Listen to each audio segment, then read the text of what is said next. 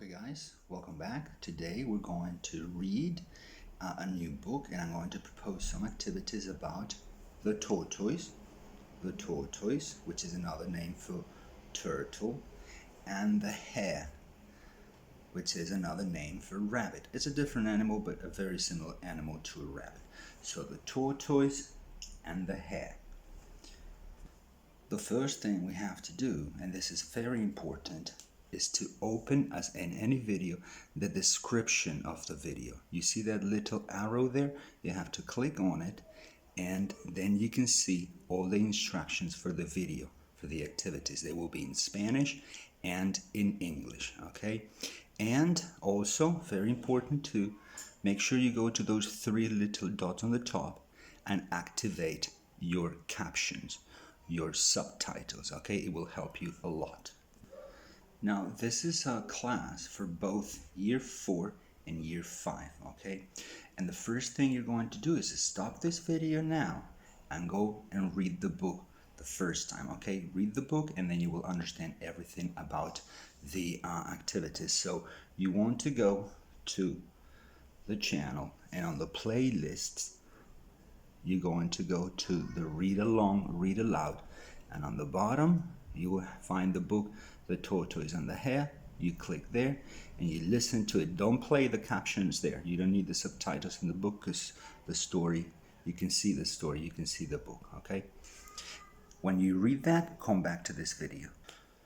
Okay, so now that you're back, it is time to have a look at the activities. Now this is, I'm going to give you a little context about this story. This is a very old story. It's a fable, which is a type of genre, is a literary genre or a style of writing, a style of story where there is animals that act like people, okay? There is a personification of animals, okay? So the first activity, this is the one that you have to copy, okay? I'm going to show you, and these are the expressions that I want you to write in your notebook and learn this week. Okay, so this is activity number 1. I want you to copy them in your notebook, okay? I'm going to read them and I'll explain a little bit about them.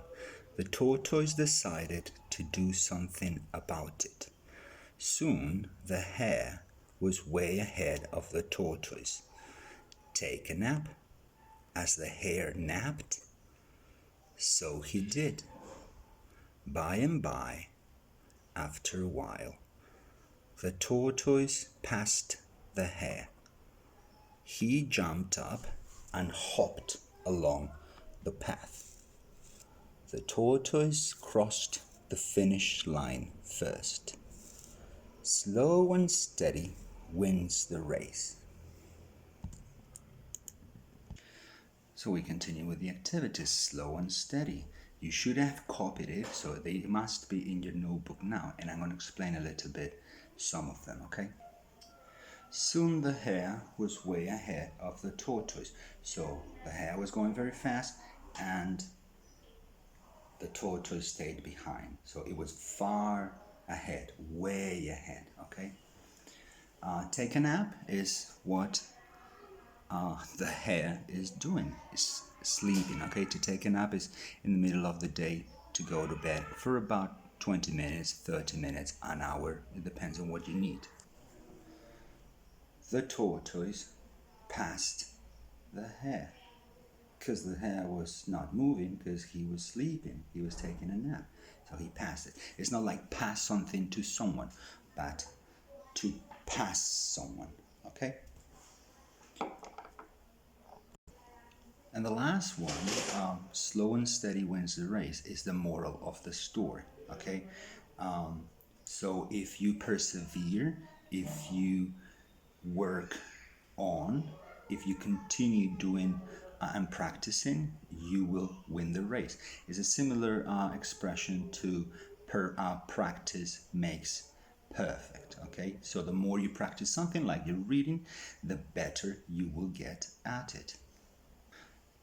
Now, make sure that you understand all of them. I explained some, but I think they're very clear with the pictures and the story.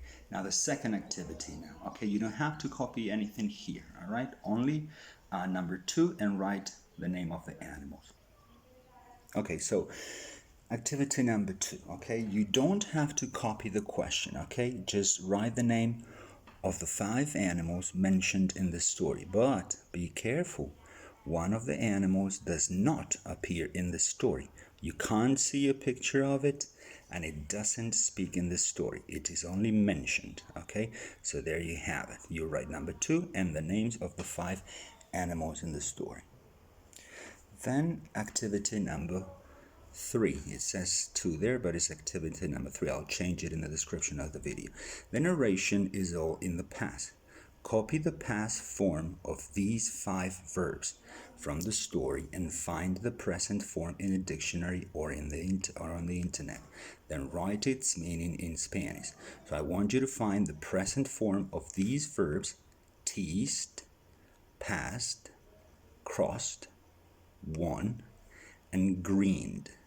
And then I want you to write the meaning of it in Spanish. Again, you don't have to copy the question, okay?